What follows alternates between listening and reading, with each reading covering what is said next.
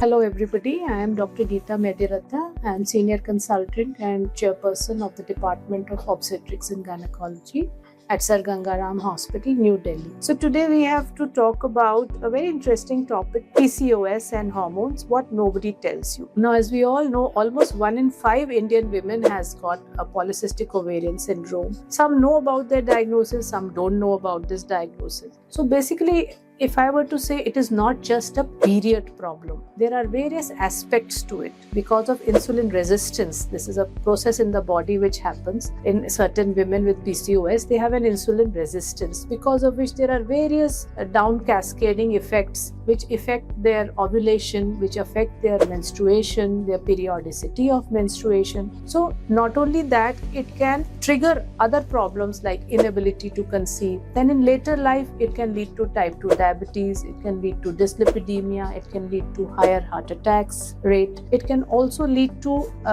fatty liver, which is very common, NAFLD what we call. And most of these women are presenting to us as in the younger age group with hairy face or oily skin and pimples, later on as inability to have a baby, and later on with all these lifestyle diseases. So we have to counsel these women and tell them that it has to be a proper lifestyle modification, which includes diet, which includes exercise, and it should also be, of course, give some drugs to these women if they need it. But most of the women, by losing even 5-10% of their weight, are able to conceive in that infertile population with PCOS. So mainstay of this is move yourself. Include a protocol of maybe walks or cycling or swimming, or maybe you can even do light weight lifting, or simple yoga exercises are very important, and they go a long way in alleviating the weight problem. Along with it, diet. You have to take care that you are eating high protein, high fiber diet instead of taking a lot of ultra processed foods, taking foods